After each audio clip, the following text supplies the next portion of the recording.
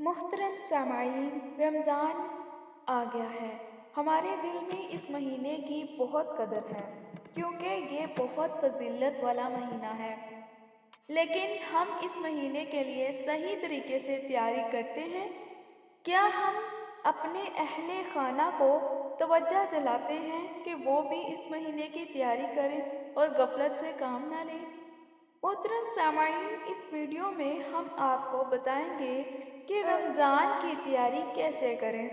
ہمارے پیارے نبی اکرم صلی اللہ علیہ وسلم رمضان کی تیاری کس طرح فرماتے تھے اور رمضان میں عورتوں کے لیے کیا احکامات ہیں، ساتھ ہی اس بابرکت مہینے میں کن کن باتوں سے پرہیز کرنا چاہیے۔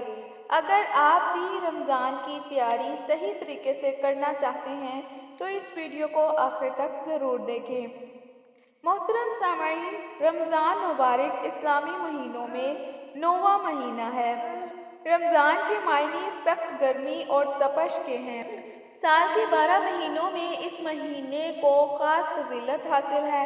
اسلامی سال کے تمام مہینوں کے نام اہل عرب نے رکھے ہیں یا پھر اسلام کے نزول کے بعد رکھے گئے، لیکن رمضان مبارک کا نام اللہ تعالیٰ نے دنیا بننے سے پہلے ہی قرآن کی تلاوت فرماتے ہوئے لکھ دیا تھا۔ قرآن مجید میں ایسی کئی آیات ہیں جن میں لفظ رمضان کو مبارک مہینہ قرار دیا گیا ہے۔ یہ وہی مہینہ ہے جس میں قرآن مجید نازل کیا گیا تاکہ یہ لوگوں کی ہدایت اور رہنمائی کا ذریعہ بنے۔ حضرت ابو ہریرہ سے روایت ہے کہ رسول اللہ صلی اللہ علیہ وسلم نے فرمایا، جب رمضان شروع ہوتا ہے تو آسمان کے دروازے کھول دیے جاتے ہیں، اور ایک روایت میں ہے کہ جنت کے دروازے کھول دیے جاتے ہیں، جہنم کے دروازے بند کر دیے جاتے ہیں، شیطانوں کو قید کر دیا جاتا ہے۔ حضرت ابو ہریرہ رضی اللہ تعالیٰ عنہ سے ایک اور روایت ہے کہ جب رمضان کی پہلی رات آتی ہے تو شیاطین اور سرکش جنوں کو قید کر دیا جاتا ہے، جہنم کے دروازے بند کر دیے جاتے ہیں اور کوئی دروازہ کھلا نہیں رہتا، جبکہ جنت کے دروازے کھول دیے جاتے ہیں اور کوئی دروازہ بند نہیں رہتا۔ حضرت انس بن مالک رضی اللہ تعالیٰ عنہ سے روایت ہے کہ جب رمضان کا مہینہ آیا تو رسول اللہ صلی اللہ علیہ وسلم نے فرمایا، اس مہینے میں ایک ایسی رات ہے جو 1000 مہینوں سے بہتر ہے، اور جو اس کی بھلائی سے محروم رہ گیا وہ تمام بھلائیوں سے محروم رہ گیا۔ حضرت عبداللہ بن عمر سے روایت ہے کہ نبی اکرم صلی اللہ علیہ وسلم نے فرمایا، رمضان کی خاطر سال کے شروع سے لے کر آخر تک جنت کو سجایا جاتا ہے۔ جب رمضان کا پہلا دن آتا ہے تو عرش کے نیچے سے ایک ہوا چلتی ہے جو جنت کے پتوں سے گزر کر حوروں تک پہنچتی ہے۔ تب وہ کہتی ہے، اے ہمارے رب، اپنے بندوں میں سے ہمارے لیے ایسے شوہر مقرر فرما جس نے ہماری آنکھیں ٹھنڈی ہوں اور ہم سے ان کی آنکھیں ٹھنڈی ہوں۔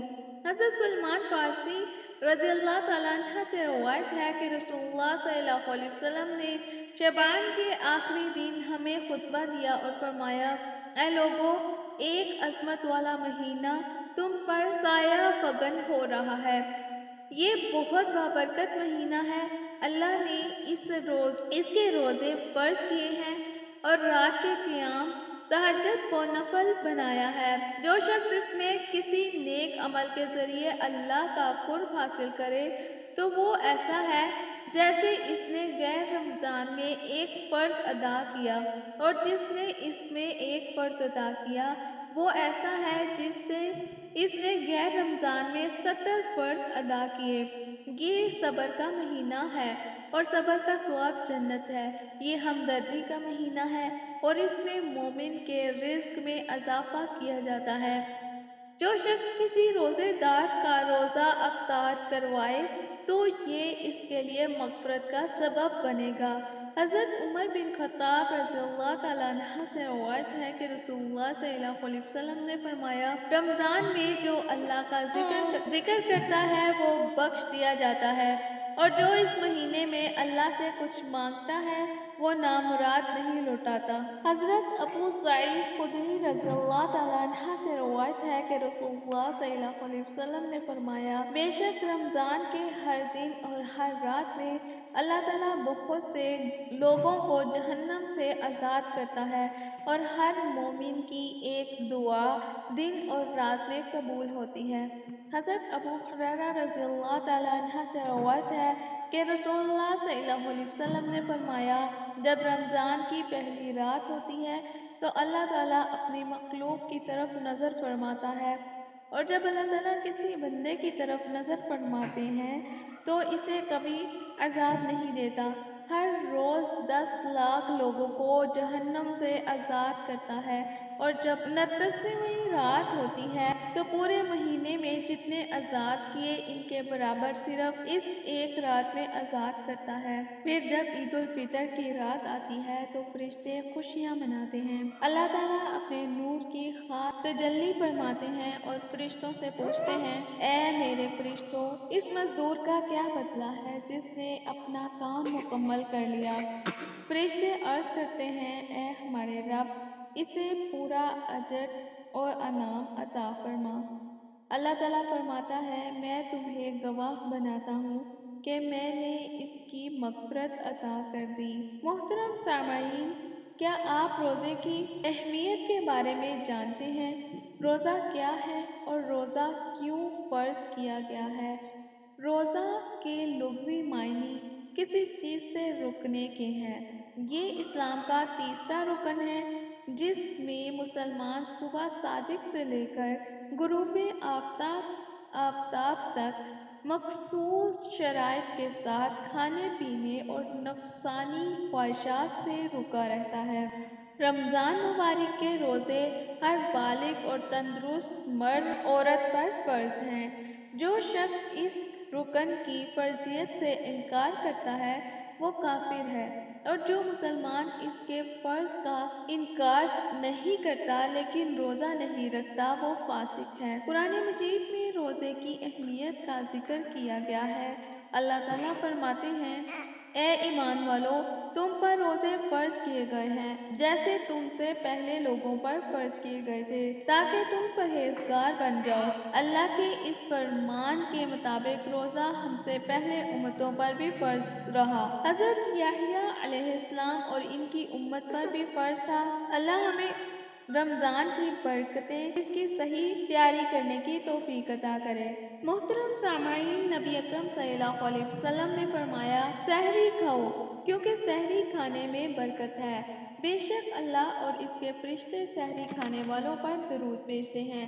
دوستو، محترم سامعین، سحری کھانا برکت کا باعث ہے لیکن واجب نہیں ہے، کیونکہ نبی اکرم صلی اللہ علیہ وسلم اور آپ صلی اللہ علیہ وسلم کے صحابہ رضی اللہ تعالیٰ عنہ نے مسلسل روزے رکھے اور ان میں سحری کا ذکر نہیں ملتا۔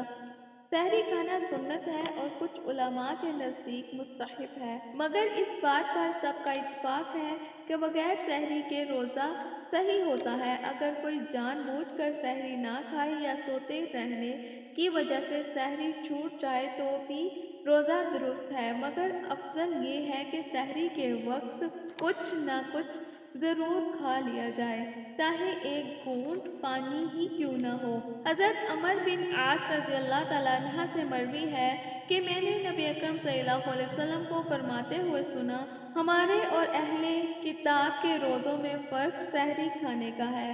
ایک روایت میں آتا ہے کہ ایک صحابی فرماتے ہیں، میں رسول اللہ صلی اللہ علیہ وسلم کی خدمت میں حاضر ہوا تو آپ صلی اللہ علیہ وسلم سحری کھا رہے تھے۔ آپ صلی اللہ علیہ وسلم نے فرمایا، یہ برکت ہے، اگر اللہ تعالیٰ نے تمہیں دی ہے تو اسے مت چھوڑو۔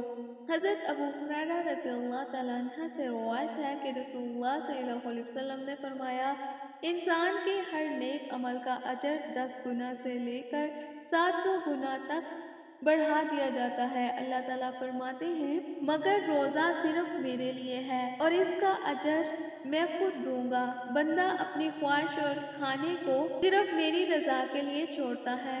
اللہ تعالیٰ فرماتا ہے کہ روزہ دار کے لیے 2 خوشیاں ہیں، ایک افطار کے وقت اور دوسری اپنے رب سے ملاقات کے وقت، اور روزہ دار کے منہ کی وہ اللہ کے نزدیک مجھ سے بھی زیادہ پسندیدہ ہے۔ ایک دوسری روایت میں حضرت ابو ہریرہ رضی اللہ تعالیٰ عنہ سے مروی ہے کہ رسول اللہ صلی اللہ علیہ وسلم نے فرمایا، اگر کسی نے ایک دن نفلی روزہ رکھا اور زمین بھر سونا بھی دیا تب بھی اس کا ثواب پورا نہیں ہو سکتا۔ محترم سامعین، نبی اکرم صلی اللہ علیہ وسلم کا یہ طریقہ تھا کہ رمضان کی آمد سے پہلے ہی شعبان کے مہینے میں عبادت بڑھا دیتے تھے۔ یہ روزوں اور صدقہ خیرات کی صورت میں ہوتا تھا۔ اللہ کے رسول صلی اللہ علیہ وسلم شعبان کے مہینے میں صحابہ کرام رضی اللہ تعالیٰ عنہ کو جمع کرتے اور خطبہ دیتے، جس میں رمضان کی آمد کی خوشخبری سناتے اور اس کی تیاری کے طرف توجہ دلاتے۔ آپ صلی اللہ علیہ وسلم نے فرمایا، اے لوگو، قریب ہے کہ تم پر ایک عظیم و شان مہینہ آنے والا ہے۔ اس مہینے میں ایک ایسی رات ہے جو 1000 راتوں سے بہتر ہے۔ اللہ تعالیٰ نے اس مہینے کو روزے فرض کیے ہیں اور اس کے قیام کو اپنی خوشنودی کا ذریعہ بنایا ہے۔ جو شخص اس مہینے میں ایک چھوٹا سا نیک عمل کرے گا، اسے باقی مہینوں کے فرض کے برابر ثواب ہوگا۔ یہ صبر ہمدردی کا مہینہ ہے اور اسی مہینے میں اللہ اپنے بندوں کے رزق میں اضافہ کرتا ہے۔ رمضان کی تیاری کے لیے ضروری باتیں بھی پتہ ہونی چاہیے۔ اپنے نفس، دل، روح کو تیار کریں، اللہ سے توبہ استغفار کریں، کیونکہ توبہ کرنے سے دل صاف ہوتا ہے اور نیکیوں کے لیے توجہ ہوتی ہے۔ نبی اکرم صلی اللہ علیہ وسلم رمضان کی تیاری میں یہ دعا کیا کرتے تھے، اے اللہ، ہمیں رجب اور شعبان میں برکت عطا فرما اور ہمیں رمضان تک صحیح سلامت پہنچا۔ اگر پچھلے رمضان کے روزے قضا رہ گئے ہیں تو انہیں شعبان میں ہی مکمل کر لیں، لیکن اگر آپ نے نہیں کیے تو آئندہ اس کو ضرور مکمل کریں۔ حضرت ام سلمہ رضی اللہ تعالیٰ عنہ سے روایت ہے کہ میں نے حضرت عائشہ رضی اللہ تعالیٰ عنہ کو یہ کہتے ہوئے سنا کہ اگر مجھ پر رمضان کا کوئی روزہ قضا ہوتا تو میں اسے شعبان میں ہی پورا کر لیتی۔ رمضان کی سب سے اہم عبادت روزہ ہے۔ نبی اکرم صلی اللہ علیہ وسلم کا معمول تھا کہ آپ صلی اللہ علیہ وسلم شعبان کے مہینے میں بہت زیادہ روزے رکھتے تھے۔ سب سے پہلے اپنی نیت کو درست کریں، زیادہ سے زیادہ نیک عمل کرنے کی نیت کریں، قرآن کریم کی تلاوت کثرت سے کریں، گناہوں سے سچی دل سے توبہ کریں، اپنے دل کو صاف کریں، دینی کتابیں پڑھیں، قرآن کی تلاوت سنیں، ارادے کریں کہ رمضان میں زیادہ سے زیادہ وقت عبادت میں گزاریں، نفل نمازوں کا اہتمام کریں، بلا ضرورت لوگوں سے ملاقات سے پرہیز کریں۔ رمضان آخرت کی تیاری اور گناہوں سے نجات پانے کا مہینہ ہے، اس لیے ہمیں اس کی تیاری پہلے سے ہی کرنی چاہیے۔ اللہ تعالیٰ ہمیں صحیح طریقے سے رمضان کی تیاری کرنے کی توفیق عطا کرے۔ عید کی تیاری رمضان میں کم سے کم کیا کریں تاکہ وقت ضائع نہ ہو اور بازار جانے کے لیے ایک ہی وقت مقرر کریں۔ سامعین، گزارش ہے کہ اس ویڈیو کو آگے ضرور شیئر کریں گے تاکہ دوسرے لوگ بھی رمضان کی صحیح تیاری کر سکیں۔ اگر آپ کو میری ویڈیو پسند آئی ہو تو لائک کریں، چینل کو سبسکرائب کریں اور کمنٹ میں اپنی رائے کا اظہار ضرور کریں۔ السلام علیکم ورحمۃ اللہ وبرکاتہ۔